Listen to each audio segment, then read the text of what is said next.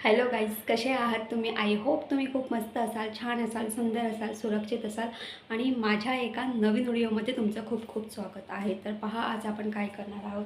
तर आज आपण शेवग्याच्या शेंगांची मसाले भाजी करणार आहोत किंवा तुम्ही रस्साभाजीसुद्धा बोलू शकतात. तर पहा, या ज्या शेंगा आहेत, तर इथे माझ्याकडे शेवग्याच्या शेंगा आहेत. तर या गावावरून आलेल्या आहेत आणि अगदी झाडावरच्या या शेंगा आहेत आणि पप्पा आता आले होते 2 दिवसापूर्वी. तर ते येताना गावावरून येताना त्यांनी या शेंगा आणल्या होत्या. तर मी लगेचच आल्या म्हणजे पप्पांनी जेव्हा मला शेंगा आणून दिल्या, तर मी लगेच या शेंगा कट करून एका स्टीलच्या डब्यामध्ये स्टोअर करून मी हा डबा फ्रीजमध्ये ठेवला होता. या शेंगा 15 ते 20 दिवस फ्रीजमध्ये खूप छान राहतात. अगदी 25 दिवससुद्धा खूप छान राहतात. अजिबात खराब होत नाही. तुम्हालाही माहिती आहे, जेव्हा आपण शेवग्याच्या शेंगा असं ओपन रूम टेम्परेचरमध्ये जेव्हा ठेवतो तेव्हा त्या शेंगा सुकत जातात. जर तुम्ही या शेंगा आणून जर अशा पद्धतीने फ्रीजमध्ये स्टोअर करून जर ठेवल्या तर त्या अजिबात खराब होत नाही. 20 ते 25 दिवस खूप छान मस्त राहतात. तर पहा, आज आपण या शेवग्याच्या शेंगांची मसाले भाजी किंवा रस्साभाजी करणार आहोत. हा व्हिडिओ शेवटपर्यंत पहा. जर तुम्हाला माझा व्हिडिओ आवडला असेल तर माझ्या व्हिडिओ लाईक शेअर करा आणि माझ्या चॅनलवरती नवीन असाल तर माझं चॅनल सबस्क्राईब करा अजिबात विसरू नका. तर चला, नेहमीप्रमाणे वाया न घालवता पटापट रेसिपीला सुरुवात करूया. आज आपण शेवग्याच्या शेंगा छान मस्त याची मसाला भाजी करणार आहोत. याची ही जी मसाला भाजी आहे चवीला एक नंबराने भन्नाट अशी लागते. तर पहा, इथे मी शेवग्याच्या शेंगा घेतलेल्या आहेत आणि या ज्या शेंगा आहेत त्या शेंगा मला गावावरून आल्या होत्या. गावाकडे आईकडे या शेवग्याच्या शेंगांचं झाड आहे आणि पप्पा आले होते म्हणून पप्पांनी येताना ह्या शेंगा पप्पा घेऊन आले होते. तर पहा, या शेंगा मी कट करून घेतलेल्या आहेत. तर एकाचं पातेलं घ्यायचं, त्याच्यामध्ये या शेंगा आपल्याला ट्रान्सफर करून घ्यायच्या आहेत. तर पहा, मी आधी शेंगा स्वच्छ अशा धुवून घेतलेल्या आहेत 2 ते 3 पाण्यामध्ये. मगच मी त्या शेंगा बॉईल करायला ठेवलेल्या आहेत आणि 1 चमचा भरून मीठ ॲड करायचं आहे, म्हणजे त्या शेंगांनासुद्धा मीठ लागेल. आता पहा, इथे मी सोयाबीन घेतलेले आहेत. आता हे जे सोयाचंक आहेत तर अगदी मिनी म्हणजे अगदी छोटे असे सोयाचंक आहे, ते सुद्धा आपल्याला पाण्यामध्ये भिजत ठेवायचे आहेत.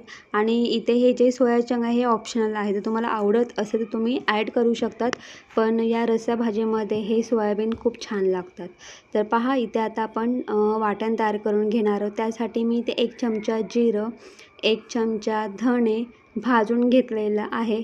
त्यानंतर इथे मी 1 वाटी भरून मी इथे खोबऱ्याचा कीस घेतलेला आहे. तो सुद्धा ब्राऊन होईपर्यंत आपल्याला मस्त भाजून घ्यायचा आहे.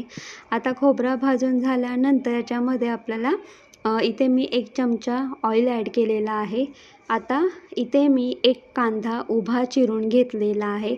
आता अगदी हा कांदा ब्राऊन आणि मऊ होईपर्यंत मस्त आपल्याला हा कांदा या फ्राय पॅनमध्ये आपल्याला मस्त भाजून घ्यायचा आहे.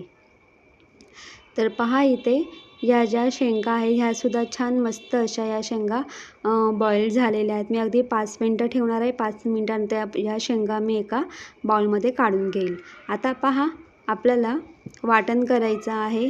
तर इथे धणे, जिरे आणि खोबरं मी ॲड करते आहे. तर धणे, जिरे, खोबरे आणि कांदा हे थंड झालेलं आहे आणि थंड झाल्यानंतरच आपल्याला हे ग्राइंड करून घ्यायचं आहे. तर मी आधी धणे, जिरे आणि खोबरं ॲड केलेलं आहे आणि मग सर्वात शेवटी मी इथे भाजलेला कांदा ॲड केलेला आहे. इथे मी आलं आणि लसूण घेतलेलं आहे, हे सुद्धा आपण ॲड करून घेऊया.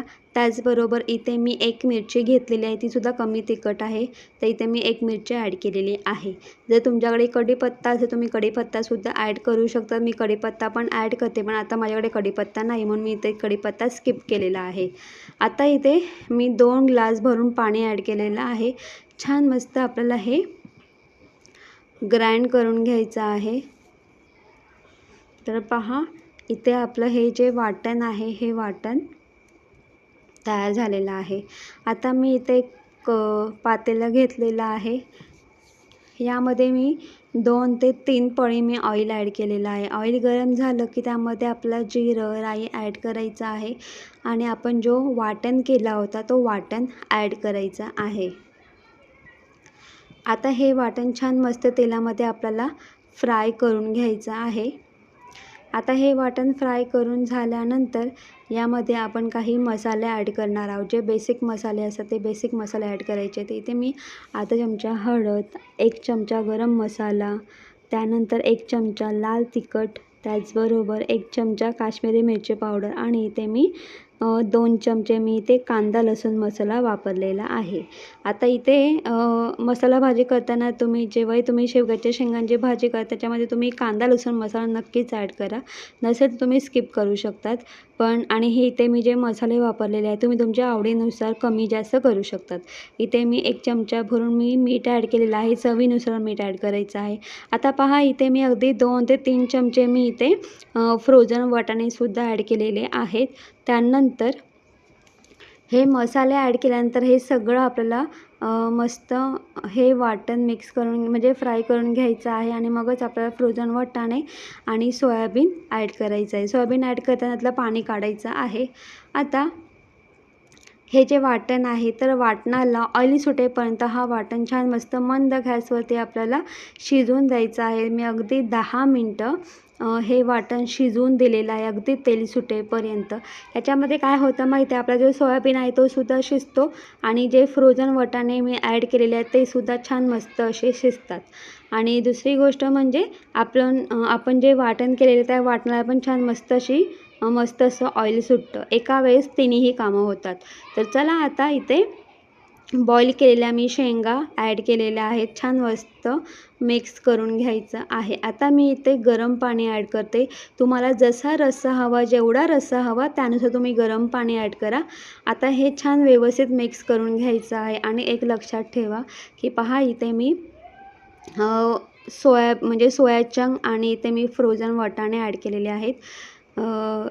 तुम्हाला जर नसेल आवडत तुम्ही स्किप करू शकता. पण एवढं सांगेल की या शेंगांच्या रस्सा भाजीमध्ये हे सोयाबीन आणि हे फ्रोझन वाटाणे खूप छान लागतात. नक्की ट्राय करा.